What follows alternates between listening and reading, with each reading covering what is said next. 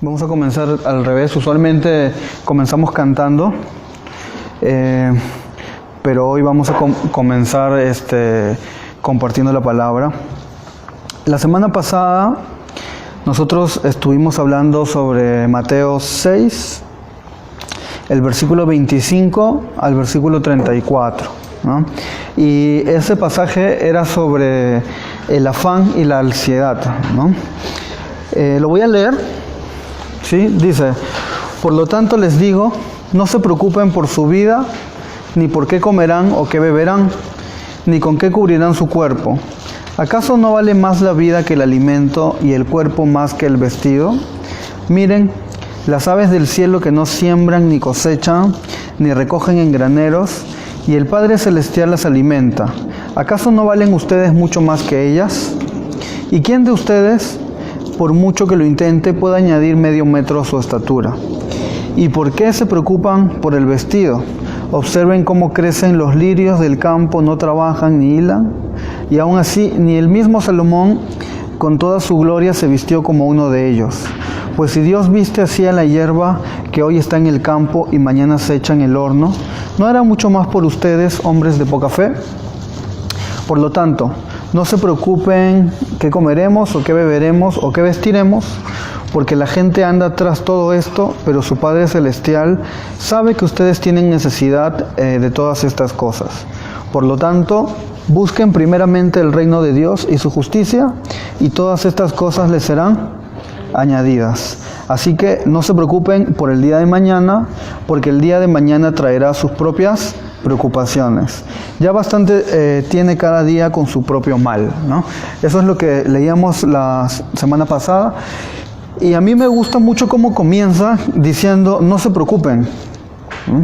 ¿Por qué? Porque muchas veces nosotros andamos preocupados por cosas que son solo de este mundo y que no tienen repercusión en la otra vida, ¿no? Yo les comentaba también la semana pasada de ese tipo que subió al carro y dio sus consejos, ¿no?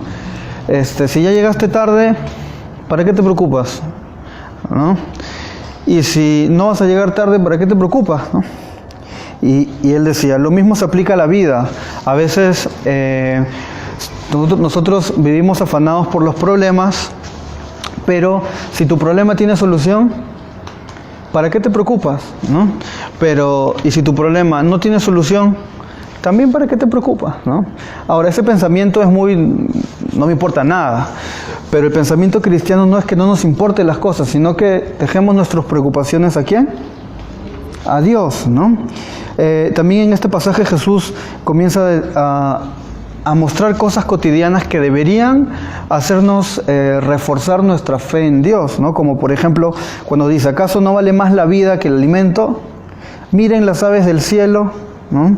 Que no siembran, no cosechan, no recogen en graneros, y el Padre que está en el cielo las alimenta, ¿no? ¿Acaso no valen ustedes mucho más que ellas? ¿No? Entonces eso también habla sobre el concepto que nosotros deberíamos tener de nosotros mismos. El concepto de autoestima es un concepto nuevo, no tiene mucho tiempo, y yo he escuchado muchos debates cristianos al respecto del concepto de la autoestima, ¿no? Porque el concepto de la autoestima se basa en el amor propio, ¿no? En las capacidades que tú tienes, las cosas que tú puedes hacer, las fortalezas que tienes, y también conocer tus debilidades, y en base a eso tener un amor lleno, ¿no? Pero si nosotros ponemos eso a comparación con la Biblia, de hecho Dios en su palabra nos habla de que somos seres caídos, de que estamos muertos en delitos y pecados, de que éramos enemigos de Dios, de que nuestra tendencia es hacia el mal, ¿sí? Entonces nuestro sentido de valor únicamente está no en lo que podemos hacer, porque hay mucha gente muy vacía que hace muchas cosas, sino nuestro sentido de valor está en lo que somos en Dios. Dios mismo nos dice: miren las aves, ¿acaso no valen mucho más que ustedes? Sí, las valemos mucho más. ¿Por qué? Porque somos creación de Dios y porque Dios nos ha dado una nueva identidad, ¿no? Antes nosotros éramos enemigos de Dios, y ahora ¿qué somos? Amigos de Dios. La Biblia dice que Dios aborrece al que hacen mal, ¿no? Hay una frase que se dice mucho, ¿no? De que Dios ama al pecador pero aborrece su pecado, ¿no? Y yo me pongo a pensar en eso, y en la Biblia Dios dice que aborrece al que hace el mal, ¿no? Y dice que las personas que se han rebelado contra Dios, son personas que Dios tiene enemistad y que Dios no tiene ninguna parte con ellas, ¿no? Entonces Dios aborrece al pecado y aborrece al pecador también. Pero en su misericordia Dios nos llamó, nos alcanzó, y es por eso que somos valiosos ante sus ojos, no por un mérito propio. ¿Cómo estás, amigo? No por un mérito propio, sino por lo que Jesús es en nosotros, ¿no?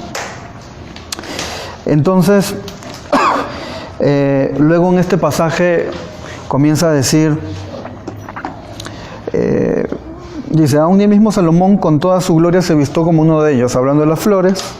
Pues si Dios viste así a la hierba que hoy está en el campo y mañana se echa en el horno, ¿no hará mucho más por ustedes, hombres de poca fe? Por lo tanto, no se preocupen ni se pregunten qué comeremos o qué beberemos o qué vestiremos, porque la gente anda tras todo esto, pero su Padre Celestial sabe que ustedes tienen necesidad de todas estas cosas, ¿no? Entonces, de verdad, aquí hay un punto de separación y de diferencia que tiene que haber entre nosotros los cristianos y entre la gente que no ha puesto su fe en Dios, ¿no? La gente anda tras cosas materiales. Yo diría que la gente anda ante cosas terrenales, ¿no? La gente anda buscando profesión, buscando ser alguien en la vida, buscando crecer, ¿no? Pero en Jesús nuestro mayor anhelo debe ser buscar primeramente ¿qué cosa? El reino de Dios y su justicia, ¿no? Entonces, yo creo que Dios no se pone a tener una profesión, a crecer económicamente o algo así, pero muchas veces no va a ser así también. A veces se nos ha prometido cosas que no están en la Biblia, ¿no? A veces se nos ha dicho, Jesús quiere hacerte crecer, crecer, crecer, crecer, crecer y tener más, y lo que ahora tienes te va a ser multiplicado y todo eso, ¿no? Pero yo no creo que sea tan así. Yo vi algo en internet hace un tiempo sobre cristiano moderno, cristiano de la Biblia, ¿no? Y el cristiano moderno decía, el cristiano moderno contando un testimonio, ¿no? Yo tenía un carro y ahora tengo dos, ¿no? Dios me enseñó a conquistar, ¿no? Y el cristiano en la Biblia decía, yo tengo 2 panes, ahora tengo 1. Dios me enseñó a compartir, ¿no? Y vemos que hay ese conflicto, ¿no? Pero en realidad lo que Dios quiere es que nosotros pongamos primeramente el reino de Dios, y muchas veces eso es tener menos. Cuando hablamos de prosperidad, ¿qué es lo primero que se nos viene a la cabeza, ¿no? Por ejemplo, muchas veces lo primero que se nos viene a la cabeza es el tema económico, ¿no? Pero yo pienso en Juan el Bautista, y la Biblia dice que no ha habido hombre más grande que él, ¿no? Y Juan el Bautista era genuinamente próspero. Juan el Bautista tenía todo lo que necesitaba. ¿Qué tenía Juan el Bautista? ¿Con qué se vestía? Con pieles de animales. ¿Y de qué se alimentaba? De langostas y miel silvestre, ¿no? Y la Biblia dice que no ha habido hombre más grande que él, ¿no? Después de Cristo, obviamente, ¿no? Entonces nuestros conceptos de prosperidad también deben adaptarse a la palabra de Dios, ¿no? Eso es un resumen rapidito de las cosas que hablamos la semana pasada. Y hoy quería tomar otro pasaje que está en Filipenses 3. Vamos a leer todo el capítulo 3.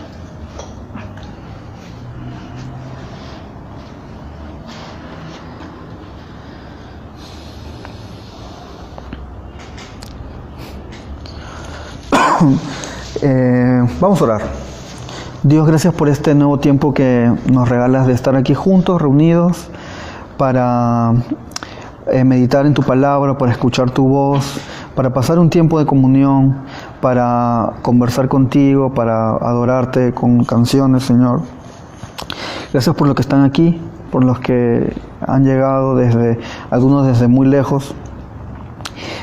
Tú quisiste que así sea, y te agradecemos por eso, Señor. Gracias por lo que vienes haciendo en nuestras vidas, y también estamos aquí esperando a los que aún no llegan. También te pedimos por ellos, Señor.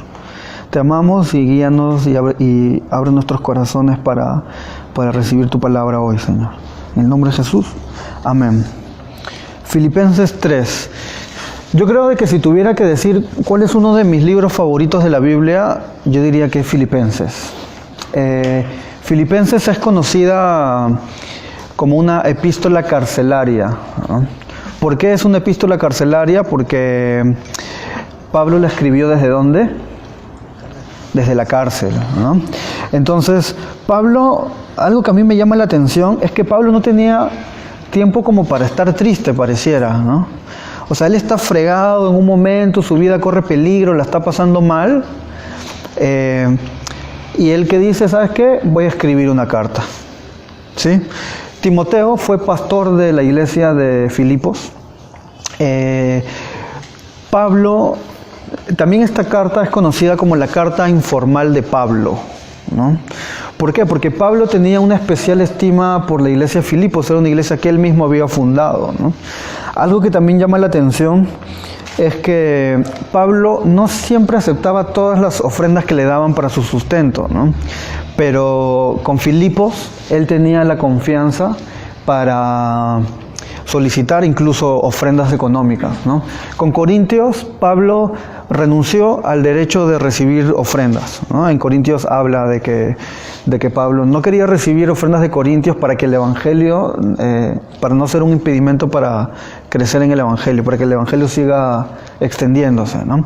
Pero en el caso de Filipos, Pablo solicitaba mucha ayuda a Filipos, era una iglesia muy amada por Pablo.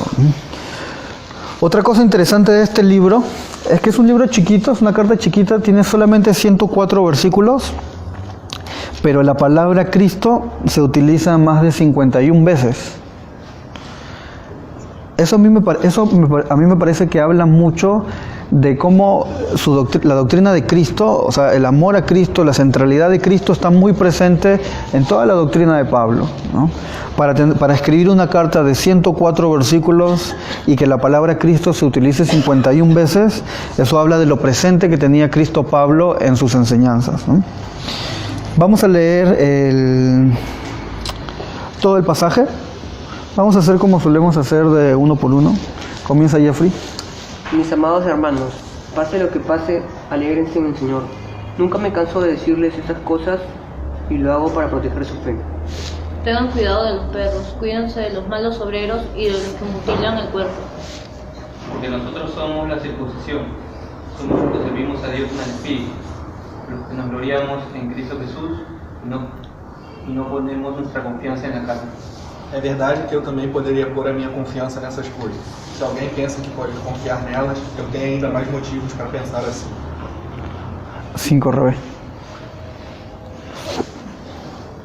Circuncidado al octavo día del linaje Israel, de la tribu de Benjamín, hebreo de hebreos, en cuanto a la ley fariseo, en cuanto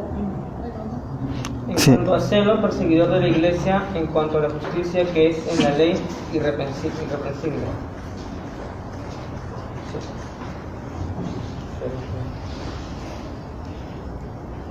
Pero cuantas eran para mi ganancia, las he estimado como pérdida por amor de Cristo.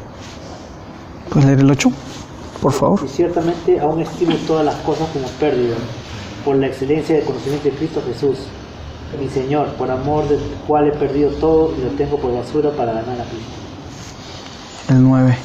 Y ser hallado en Él, no teniendo mi propia justicia, que es por la ley, sino la que es por la fe de Cristo, la justicia que es de Dios por la fe.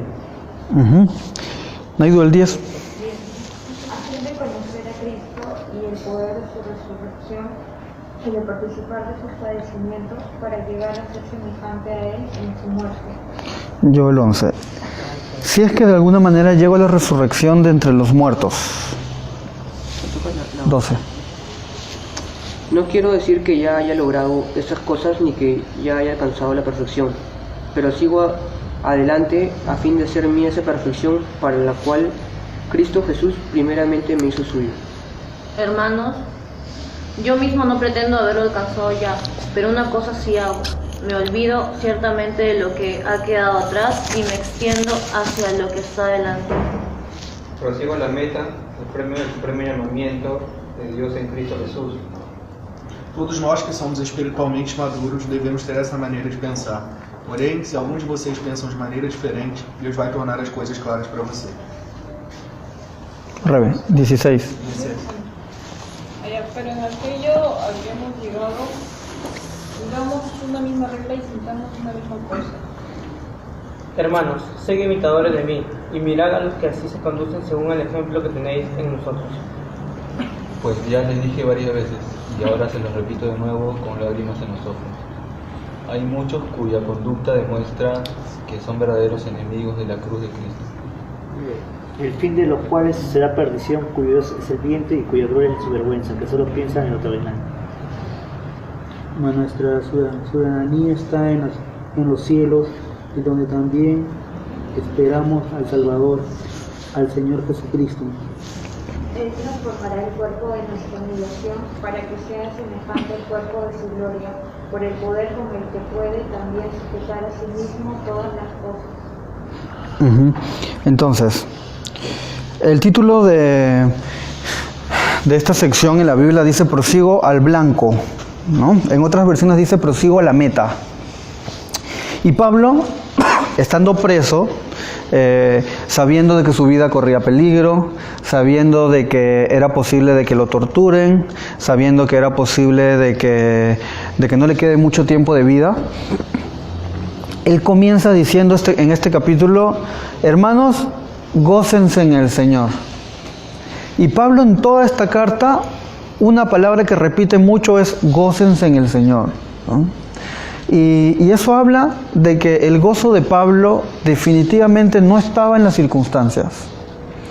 Pablo no se sentía gozoso por lo que le estaba pasando, por lo que estaba viviendo, o porque tal vez esté viviendo en el momento más cómodo, más tranquilo, más seguro de su vida, ¿no? Él decía, gócense en Él, en el Señor, ¿no? Y a mí me llama mucho la atención cómo una persona como Pablo, en esa circunstancia, tiene tanto ánimo para animar a los demás, ¿no? Y creo que eso nos confronta a cada uno a pensar en qué basamos nuestro gozo. ¿Qué es lo que más alegra nuestros corazones? Y también deberíamos pensar qué es lo que quita la alegría a nuestros corazones, ¿no? ¿Vamos a pasar momentos tristes? Sí, vamos a pasar momentos tristes. La Biblia dice que en este mundo vamos a tener aflicciones, ¿sí? Pero que confiemos porque Él ha vencido al mundo, ¿verdad? Pablo también dice en este versículo, en el versículo 1, a mí no me molesta escribirles las mismas cosas, ¿no? Y él como diciendo, no me voy a cansar de repetirles lo mismo, ¿no? Como les dije hace unos momentos, Pablo constantemente, estando preso, decía, gócense en el Señor, alégrense en el Señor. Y yo creo que la iglesia de Filipos ya estaba como, hoy no sé cuántas veces nos vienes diciendo lo mismo, pero Pablo que les decía, sabes que a mí no me molesta repetirte lo mismo, ¿no? Y la verdad, a veces nosotros necesitamos que nos repitan las cosas. Porque no sé si les ha pasado que a veces el corazón humano se enfría con mucha facilidad, ¿no? A veces pasamos una temporada muy cercanos a Dios, con una vida con Dios muy, muy intensa, disciplinados en nuestros estudios bíblicos, disciplinados en la oración, pero de pronto pasa un tiempo y vemos que decae esa intensidad. Y es ahí donde necesitamos ser nuevamente animados. Es donde necesitamos ser nuevamente que se nos recuerde que necesitamos alegrarnos en el Señor, necesitamos acercarnos al Señor. Y también nos muestra la necesidad de nosotros, entre nosotros mismos, animarnos constantemente. Pablo lo que más hacía era animar a la iglesia en cuanto al gozo, y nosotros también debemos imitar esa conducta de Pablo, ¿no? Yo no sé cuántos de nosotros invertimos tiempo durante la semana para animar al costado, para mandar un mensaje de texto, decir, oye, ¿cómo estás? Espero que tengas un buen día y que todos tus problemas se solucionen en Dios, ¿no? Muchas veces nosotros no tenemos esa carga de animar al del costado. Y muchas veces nosotros también no hemos sido animados. Eso es algo que debemos de cultivar, ¿no? Yo creo que para eso es la iglesia, ¿no? La iglesia se reunía en el primer siglo en los bosques, ¿no? Vivían juntos, vendieron todas sus cosas y lo entregaron a la iglesia, y la Biblia dice que tenían todo en común, ¿no? Eran realmente una comunidad, convivían juntos. Y bueno, de hecho había un motivo, ¿no? que era el que estaban siendo perseguidos. Pero Jesús mismo, desde que estuvo en la tierra, Él lo que hizo fue convivir con sus discípulos. Y en ese momento Él tenía cierta persecución, pero todavía no se había desatado la terrible persecución que vino después, ¿no? Todavía no se había instituido la iglesia como tal. Entonces, realmente necesitamos salir de esa comodidad de no relacionarnos y entrar en el reino de Dios con una actitud de pensar en el otro. Pablo estaba preso. Cualquiera diría, Pablo es el que necesita ánimo. Cualquiera diría, Pablo es el que necesita que lo visiten y lo consuelen, ¿no? Pero Pablo, ¿qué hacía? Él era el que consolaba. Yo creo que Pablo como humano ha debido de ser una lucha muy fuerte esa. Ha debido de ser una lucha muy fuerte. Yo no dudo de que él se haya sentido triste, ¿no? Pero él sabía que si le pasaba lo peor, él iba a ganar algo mejor. Y se había dado cuenta que la vida en la tierra y que todo lo que tenemos aquí no es nada comparado con ¿qué? Con lo que somos y tenemos en Dios, ¿no? Que es donde debe estar realmente nuestra alegría, ¿no? En el versículo 7, bueno, versículos antes, Pablo comienza a hablar del currículum que tenía, ¿no? Él dice, para nosotros que somos la circuncisión, somos los que servimos a Dios en el Espíritu, los que nos gloriamos en Cristo Jesús y no ponemos nuestra confianza en la carne, aunque también yo tengo de qué confiar en la carne. Si alguno piensa que tiene de qué confiar en la carne, yo más. Fui circuncidado al 8º día, soy del linaje de Israel, de la tribu de Benjamín, soy hebreo de hebreos, y en cuanto a la ley fariseo, y en cuanto al celo perseguidor de la iglesia, en cuanto a la justicia que se basa en la ley irreprensible, ¿no? Entonces Pablo tenía un montón de títulos, venía de una buena familia, había tenido una buena educación, era una persona influyente, famosa,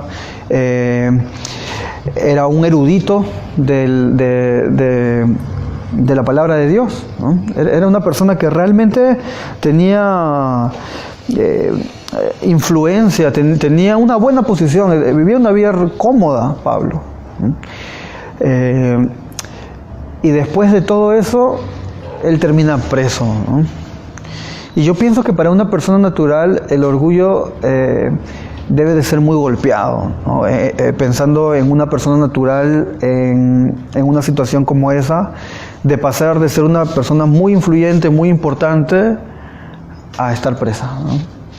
Similar a lo que ahorita está pasando con nuestros expresidentes, ¿no? Personas que evidentemente se enriquecieron en el poder, que fueron por 5 años las personas con más autoridad y con más influencia en el país, y ayer presos, ¿no? Antes de ayer, hace pocos días, ¿no? Yo miraba un video, hay un grupo en Facebook que es Amigos Chorrillanos, no sé si han visto. También hay chorrillano codiciado, sí, sí. Tú sí eres chorrillano codiciado. Sí. Tranquilo, pues chorrillano codiciado. Se ha sacado los brackets, A ver, sonríe para todos. Entonces, una persona de su celular grabó el ingreso de Nadine Heredia al penal, pues, ¿no? Toda la gente mirando, ahí esperando, algunos aplaudían, y ella evidentemente con una cara de tristeza muy fuerte, ¿no? Y este tipo ponía así: denle la bienvenida a nuestra nueva vecina, ¿no? Sí, pues, porque el penal de mujeres está aquí a unas cuadras, ¿no? Entonces, denle la bienvenida a nuestra nueva vecina Nadine Heredia. Y hoy día en el periódico de la mañana miraba de titular, ¿no? Nadine llorando, su mamá yendo a consolar a su hija o algo así, ¿no? Entonces, realmente esa situación de pasar de ser una persona influyente, una vida cómoda, a ser una persona encarcelada, privada de su libertad. Bueno, en esta época al menos hay ciertos derechos para los presos, ¿no? En la época de Pablo, los presos estaban uno encima de otros en rejas, ¿no? O sea, estaba el preso, era como un hueco donde estaba el encarcelado, ponían una reja, encima estaba el otro, ponían una reja, encima estaba el otro, y así, ¿no? Entonces no habían baños, entonces si alguien tenía que hacer alguna necesidad, la iba a hacer en la cárcel, ¿no? Y obviamente iba a caer al preso que estaba abajo. Entonces la cárcel de hoy no es nada comparado a cómo era la cárcel en esas épocas. Y eso es lo que pasó Pablo, ¿no? Y Pablo dice, en el versículo 7, él siendo consciente de lo que era y de lo que tenía, dice, pero todo lo que para mí era ganancia, lo he estimado como pérdida por amor a Cristo, ¿no? Y él decía, lo que antes yo valoraba, hoy para mí no es nada. ¿Por qué? Por amor a Cristo. Y miren lo que había en la cabeza de Pablo. Yo antes tenía mucho, valoraba mucho eso, ahora todo eso es basura, ahora quiero solo a Cristo, y a pesar de esa situación difícil en la que estoy enfrentando, los animo a que se alegren. Entonces realmente, si alguien tiene la autoridad para hablar de renuncia, para hablar de gozo, ese es Pablo, ¿no? Para hablar de alguien que realmente vivía lo que estaba diciendo, ¿no? En el siguiente versículo dice, por su amor lo he perdido todo. Y yo creo que esto es el centro de la vida cristiana, ¿no? El que estamos dispuestos a entregar. Y también el pensar en qué se nos ha sido entregado. ¿Existirá algo que nosotros podamos recibir más valioso de lo que hemos recibido en Dios, que es la salvación? A veces nosotros nos acercamos a Dios y a veces se nos invita a acercarnos a Dios por lo que Dios tiene para ofrecernos, ¿no? Y nos dicen cosas como, acércate a Dios, que Dios quiere restaurar tu matrimonio. Acércate a Dios, que Dios quiere sanar tu cuerpo. Acércate a Dios, que Dios quiere solucionar tus problemas. Y yo creo que Dios tiene todo el poder para resolver tus problemas, para sanar tus enfermedades y todo eso, ¿no? Pero a veces ponemos eso como si ese fuera el mensaje principal del Evangelio, ¿no? Y el mensaje principal del Evangelio es que Cristo murió, tomó nuestro lugar y pagó el precio de nuestra culpa, ¿no? Y ninguna sanidad terrenal, ningún milagro terrenal es más grande que ese, ¿no? A veces nosotros oramos por milagros y le pedimos a Dios que intervenga en muchas situaciones. Jesús también lo hacía, ¿no? Pero el más grande milagro ya lo hemos recibido, que es el ser hechos sus hijos, que es ser hechos su pueblo, que es haber sido perdonados de nuestros pecados. Entonces, realmente, ¿cómo están nuestros conceptos de las cosas que valoramos? Incluso el concepto de las cosas que valoramos de Dios. Porque a veces valoramos a Dios, las bendiciones de Dios, más de lo que valoramos a Dios mismo y de lo que amamos a Dios mismo. Entonces, si Dios no nos resuelve nuestros problemas, si Dios no sana a la persona que nosotros queremos que Dios sane, si Dios no salva a la persona que nosotros quisiéramos que salve, ¿seguiríamos amándolo con todas nuestras fuerzas? Si Cristo no hubiera hecho esos milagros que ha hecho en nuestras vidas, si no nos hubiera salvado de momentos difíciles, si no nos hubiera provisto cuando necesitamos, ¿lo amaríamos igual? Job, ¿se acuerdan de Job? Perdió todo, ¿sí? Y luego Dios le devolvió todo, ¿no? Y aún más. Y necesitamos ser como Job, y necesitamos ser como Pablo, ¿no? Y tener ese corazón de que la verdad todo lo que tenemos es basura, ¿no? Y realmente tener ese corazón de, ¿estamos dispuestos a perderlo todo? ¿Será que realmente estamos dispuestos a perderlo todo? Por su amor lo he perdido todo y lo veo como basura para ganar a Cristo, decía Pablo. El versículo 9, y ser hallado en Él, no por tener mi propia justicia que viene por la ley, sino por tener la justicia que es de Dios y que viene por la fe en Cristo, a fin de conocer a Cristo y el poder de su resurrección y de participar de sus padecimientos para llegar a ser semejante a Él en su muerte, ¿no? Y esto a mí me gusta porque nuestro modelo, ¿quién es? Cristo. Y Cristo tenía muchas cosas que hoy llaman bastante la atención, ¿no? Yo he visto bastantes entrevistas de gente que dice, no, Jesús, un luchador social, un rebelde, un revolucionario, y probablemente tenga algunas de esas características Cristo, ¿no? Pero lo que más resalta de Cristo para nosotros los cristianos, en este pasaje Pablo está que lo dice, a fin de participar de sus padecimientos para llegar a ser semejante a Él en su muerte, ¿no? Entonces, ¿estamos dispuestos a parecernos a Cristo en sus padecimientos también? Y aquí se centra lo que es la vida cristiana, ¿no? En esa capacidad de padecer por Cristo. A veces se nos muestra solo el lado lindo del cristianismo, pero el cristianismo tiene que ver con renuncia, tiene que ver con sacrificios, tiene que ver con disciplina. Somos discípulos.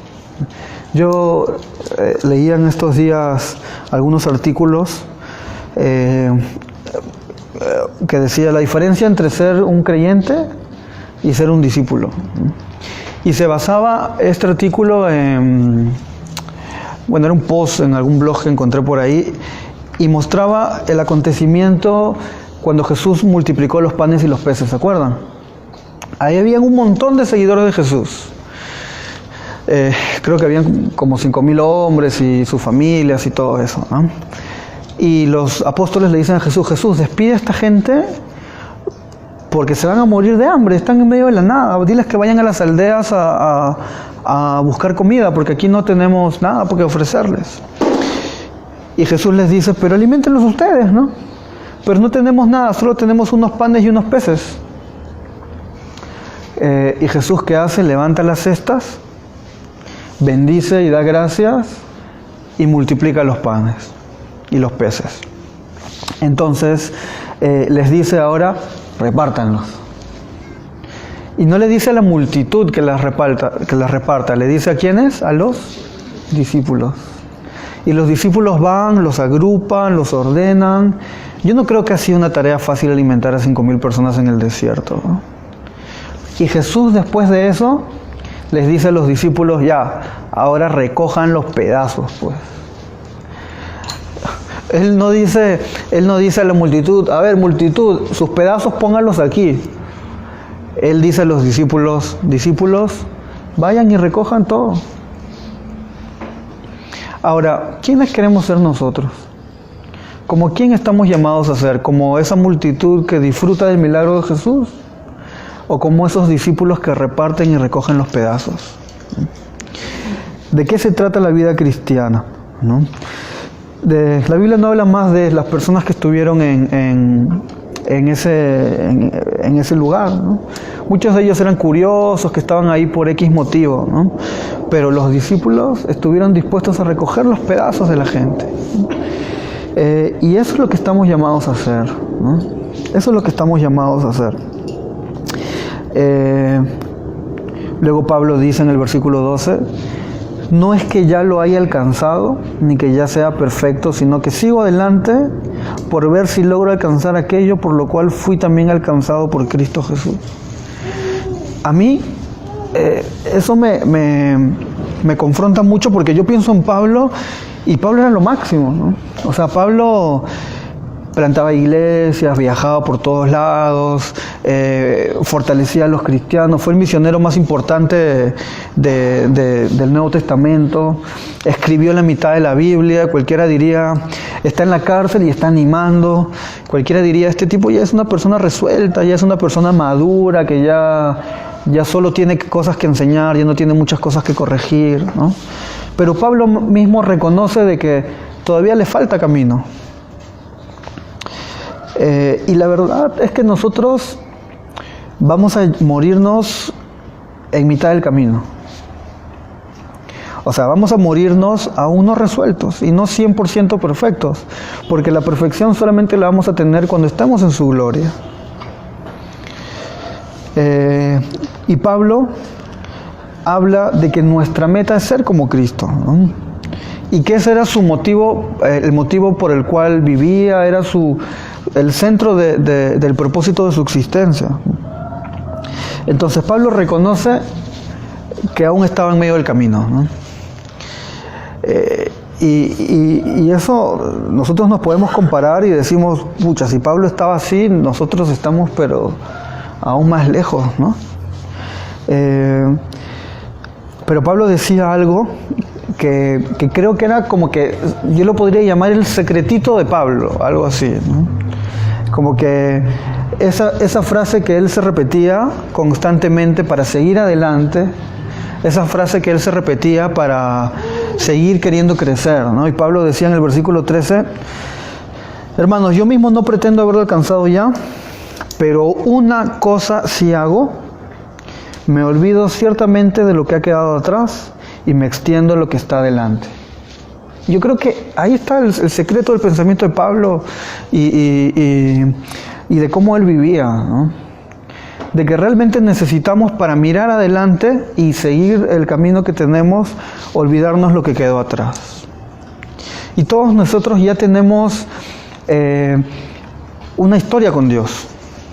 Ya hemos tenido momentos buenos con Dios, hemos tenido luchas, tenemos cosas que hasta ahorita nos duelen cuando las pensamos, tenemos historias para contar, buenas, malas, pero Pablo, ¿qué decía? ¿Saben qué? De lo que ha quedado atrás me olvido, ya fue, y me extiendo hacia lo que está adelante, ¿no? Yo creo que esa es la actitud que debemos de tener, ¿no? El versículo 14, prosigo a la meta, al premio del supremo llamamiento de Dios en Cristo Jesús. Y a mí me gusta la palabra meta, porque en la tierra la gente habla mucho de metas.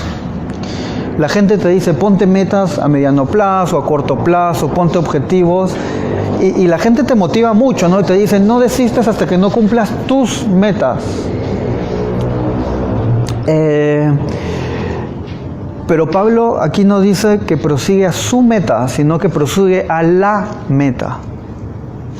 ¿Y cuál es la meta que tenemos en la vida en Dios, ¿no?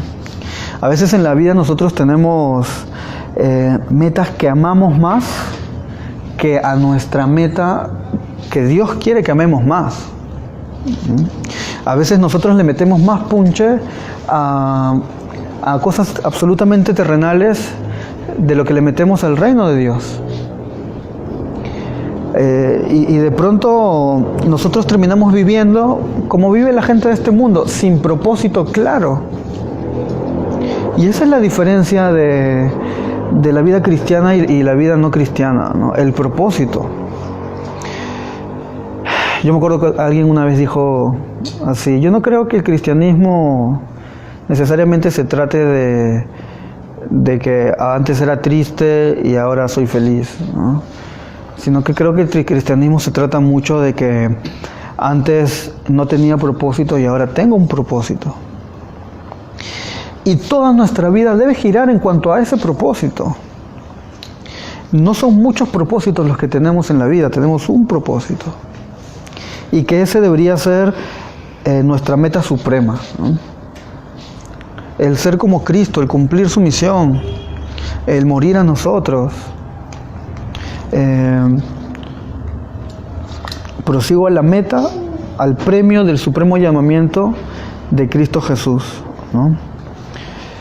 En el versículo 16 dice, pero en aquello a que hemos llegado, sigamos una misma regla y sintamos una misma cosa. El versículo 18, por ahí andan muchos, de los cuales muchas veces les dije, y llorando vuelvo a decirlo, que son enemigos de la cruz de Cristo. Ellos solo piensan en lo terrenal. Su Dios es el vientre, su orgullo es su vergüenza y su fin será la perdición, ¿no? Aquí está hablando de personas, ¿no?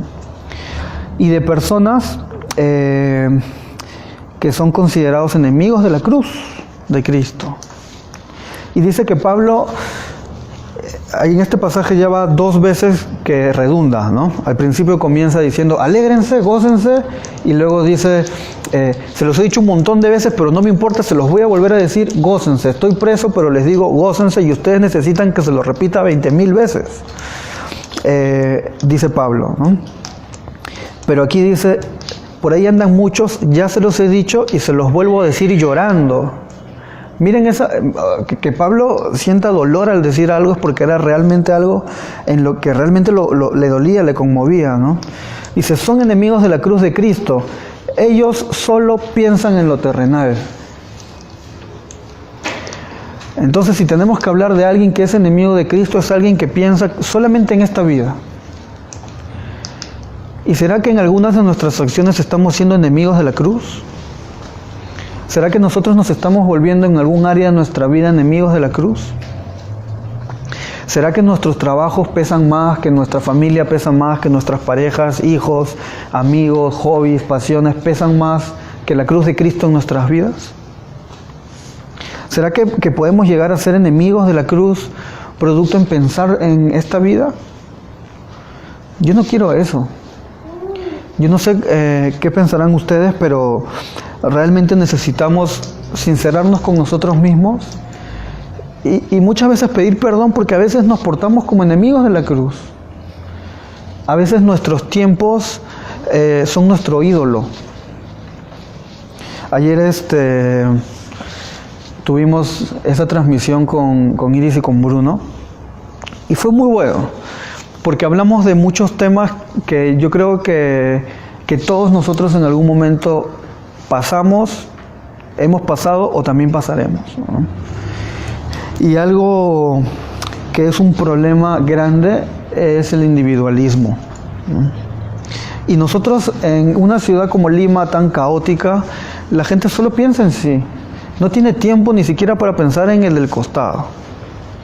Y el llamado cristiano es justamente a salir de ese aislamiento, ¿no? Mira, yo creo que si tú te quedas con 0 tiempo para ti, eso es bueno. Es una bendición. Yo creo que si no tienes nada de fuerzas y aún en tu ausencia de fuerzas estás dispuesto a entregarlas, yo creo que ese es el camino. La Madre Teresa decía, ¿no? Ama hasta que te duela. Salomón que decía, no le voy a entregar a Dios algo que no me cueste. Y realmente a veces nosotros queremos entregar solo cosas que no nos cuestan. No estamos dispuestos a que nuestro cansancio ponerlo de lado por amor a Dios. No estamos dispuestos a hacer desajustes incluso en nuestras finanzas por extender el reino de Dios. No estamos dispuestos a entregarlo todo. Y eso nos convierte en enemigos de la cruz. Eso nos convierte en enemigos de la cruz. Nos convierte en idólatras. Cuando no ponemos a Dios realmente por sobre todas las cosas, nos convertimos en idólatras. Y creo que nuestra lucha en toda la vida va a ser el luchar contra esa idolatría, de no poner a Dios por sobre todo, ¿no? Entonces, si pensamos en lo terrenal, nos volvemos enemigos de Dios.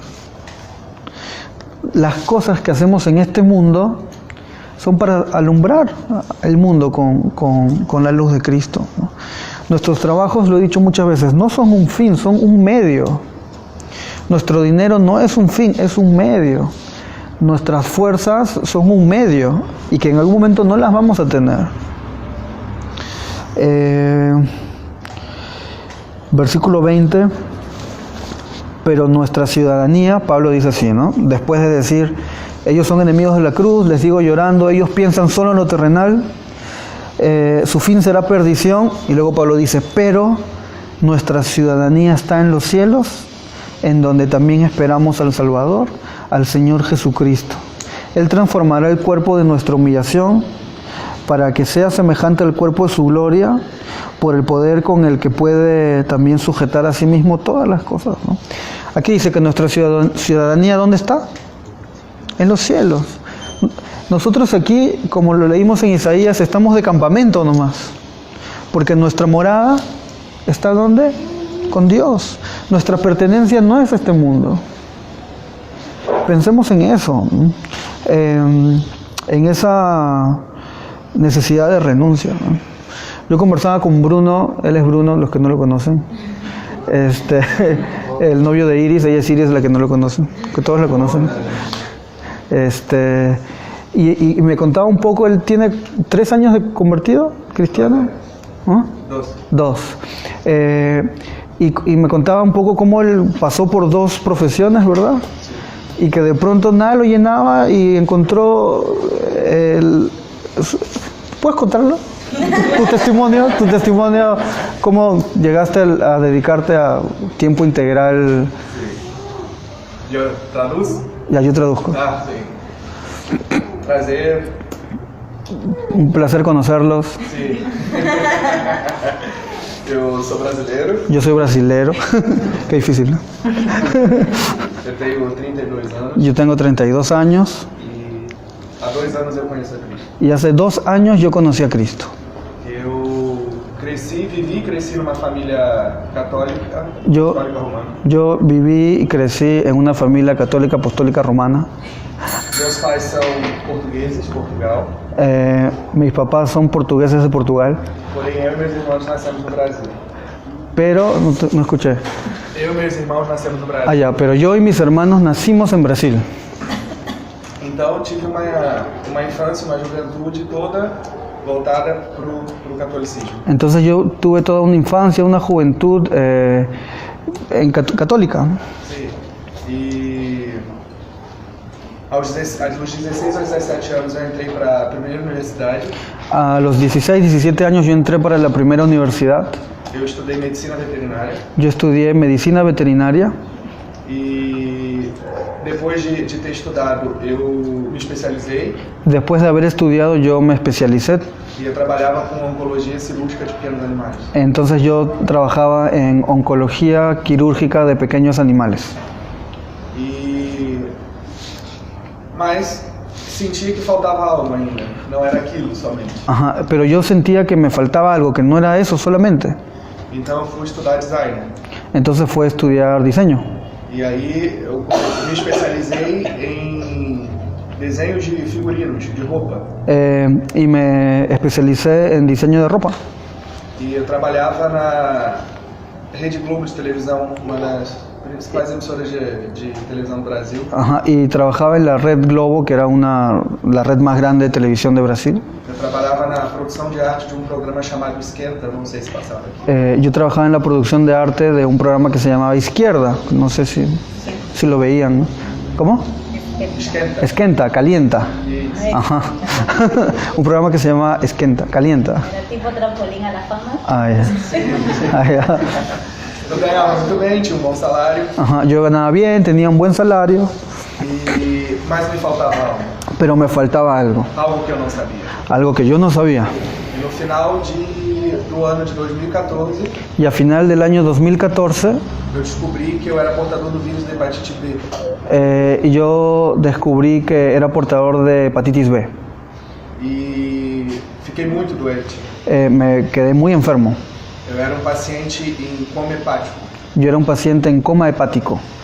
Só que eu não sentia nada. Solo que yo no sentía nada. E as minhas taxas dos exames só aumentavam. E a médica falava, você é paciente em coma. E eu não sentia nada. Y no entendí lo primero. As taxas dos meus exames aumentavam. Los resultados de los exámenes aumentaban, empeoraban. E a médica não entendia porque eu não sentia nada. Y el médico no entendía porque yo no sentía nada. E A minha irmã já estava frequentando uma igreja cristã protestante. Ajá, mi hermana ya estaba frecuentando una iglesia cristiana protestante. E eu saí da internação, e assim que eu saí do hospital da minha internação, Y así yo salí de estar internado en el hospital. minha irmã era um domingo e minha irmã estava se arrumando para a igreja. Era un domingo y mi hermana estaba alistándose para ir a la iglesia. E eu perguntei, onde vai? Y yo pregunté, ¿a dónde vas? Ah, estou numa igreja, mas não é uma igreja católica. Bueno, estoy yendo a una iglesia, pero no es una iglesia católica. Eu falei, mas que igreja é essa? ¿Pero qué iglesia es esa? Ela falou assim, é uma igreja cristã, protestante, é igreja de crente. Ajá, es una iglesia cristiana protestante, no una iglesia de evangélico. E eu não quero saber nada de crentes, são todos ladrões, são todos Sí. mentirosos. Sí, yo no quiero saber nada de cristianos, son todos ladrones, mentirosos. É porque há muitos escândalos dentro das igrejas brasileiras. Ajá, porque hay muchos escándalos en las iglesias brasileñas. Pois a minha irmã, ela não me convidou para ir. Pero mi hermana no me invitó a ir. E por ela não ter me convidado a ir, Y porque ella no me invitó a ir, eu me senti desafiado aí. yo me sentí desafiado. E eu falei, eu quero ir. Y dije, yo quiero ir. E me arrumei. Y me alisté. Eu estava já todo amarelo. Y yo ya estaba todo amarillo. E sentei no último banco da igreja. Y me senté en la última fila de la iglesia. E no Brasil começamos o culto pelo louvor. En Brasil nosotros comenzamos el culto por la alabanza. Bueno, aquí también, ¿no? Pero hoy no. Hoy no.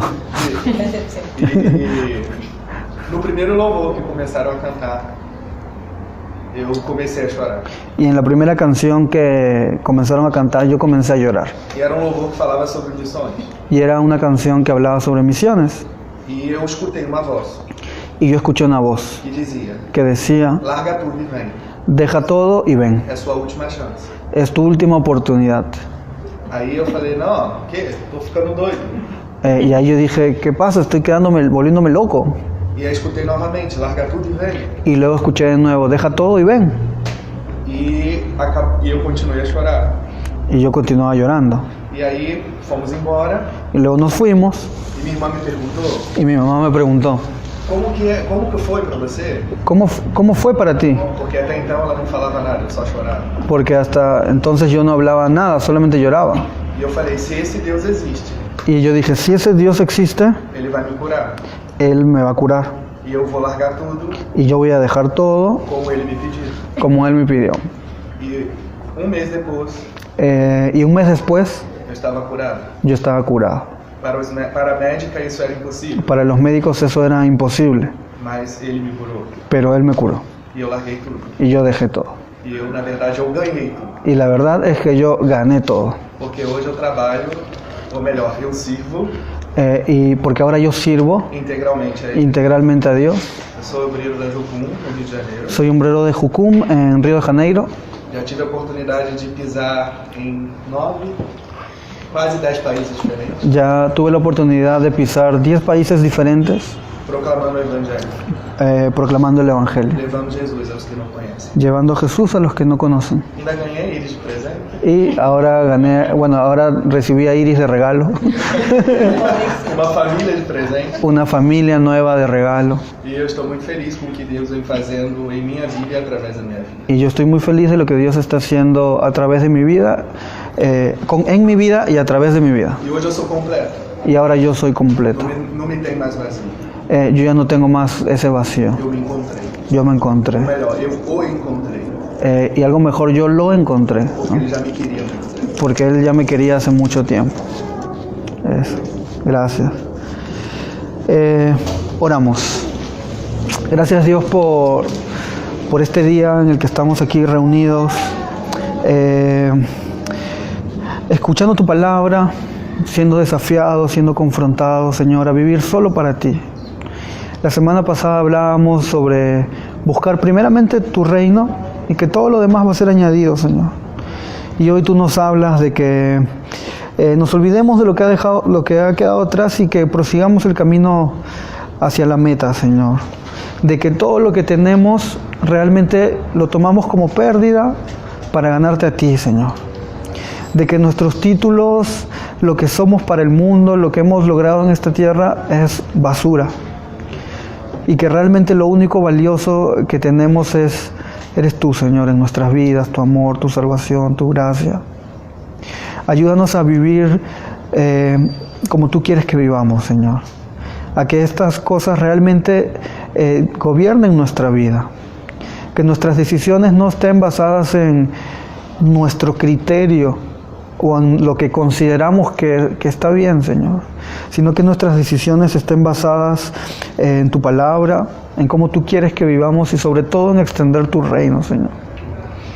Perdónanos cuando no somos congruentes, cuando no renunciamos, cuando no queremos perderlo todo, cuando no queremos entregarlo todo, Señor, cuando no queremos hacer algo que nos cuesta. Perdónanos, Padre. Y queremos que hoy nuevamente olvidarnos lo que quedó atrás y tener expectativa de lo que tú estás haciendo. Y querer nuevamente entregarte nuestras vidas y nuevamente hacer ese pacto que tú hiciste con nosotros y reafirmarlo, de seguirte hasta el último de nuestros días, Señor. No permitas que seamos enemigos de la cruz, pensando solo en lo terrenal, Señor, sino que realmente pensemos en que nuestra patria no es en este mundo, sino que nuestra patria está en los cielos y aquí solo somos embajadores de tu reino y estamos aquí solo de pasada. Ayúdanos a alumbrar con tu luz, ayúdanos a amarte con todo nuestro corazón, mente, fuerza, Señor, y no permitas que entremos en ese aislamiento que es tan fácil entrar, Señor. Ayúdanos a realmente vivir en comunidad, a disfrutar el tiempo juntos, a animarnos mutuamente, a hacer bendición para el del costado, Padre. Te amamos y hoy también queremos adorarte con canciones, Señor. Te amamos en el nombre de Jesús. Amén.